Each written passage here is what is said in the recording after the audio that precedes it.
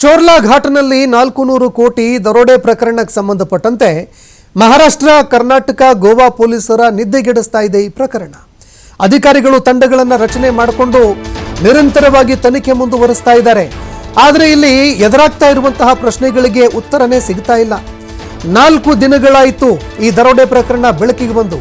ಆದರೂ ಕೂಡ ನಿಜವಾಗ್ಲೂ 400 ಕೋಟಿ ಹಣ ಏನಿದೆ ಇದು ದರೋಡೆ ಆಗಿದೆಯಾ ಅನ್ನುವಂತಹ ಪ್ರಶ್ನೆಗೆ ಉತ್ತರ ಇನ್ನೂ ಸ್ಪಷ್ಟವಾಗಿಲ್ಲ. 4 ದಿನ ಆದರೂ ಕೂಡ ದರೋಡೆ ನಡೆದಿದೆಯಾ ಇಲ್ವಾ, 400 ಕೋಟಿ ಹಣ ಅದರಲ್ಲಿ ಇತ್ತ ಇಲ್ವಾ, ಕಂಟೈನರ್ ಯಾವುದು, ಏನು, ಎಲ್ಲಿಗಾದರೂ ಹೋಯಿತು ಈ ಕಂಟೈನರು, ಈ ವಿಚಾರನೇ ಇನ್ನೂ ಸ್ಪಷ್ಟವಾಗ್ತಾ ಇಲ್ಲ. ಕರ್ನಾಟಕ ಪೊಲೀಸರಿಗೆ ಸಹಕಾರ ಕೊಡ್ತಾ ಇಲ್ಲ ಮಹಾರಾಷ್ಟ್ರದ SIT ಅಧಿಕಾರಿಗಳು.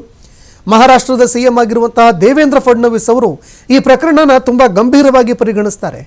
ಜೊತೆಗೆ SIT ರಚನೆ ಮಾಡ್ತಾರೆ ಈ ಪ್ರಕರಣವನ್ನು ತನಿಖೆ ಮಾಡೋದಕ್ಕೆ ಅಂತ. ಆದರೆ ಕರ್ನಾಟಕದ ಪೊಲೀಸ್ ಅಧಿಕಾರಿಗಳು ಅವರನ್ನು ವಿಚಾರಣೆ ಮಾಡೋದಕ್ಕೆ, ಅಂದರೆ ಯಾವ ಆರೋಪಿಗಳನ್ನು ಅರೆಸ್ಟ್ ಮಾಡಿದ್ದಾರೆ ಆ ಆರೋಪಿಗಳನ್ನು ವಿಚಾರಣೆ ಮಾಡೋದಕ್ಕೆ ಅಂತ ತೆರಳಿದ್ದಾರೆ. ಆದರೆ ಕರ್ನಾಟಕದ ಪೊಲೀಸರಿಗೆ ಸಹಕಾರ ಕೊಡ್ತಾ ಇಲ್ಲ ಅನ್ನೋ ಮಾತುಗಳು ಕೇಳಬರುತ್ತಾ ಇದೆ.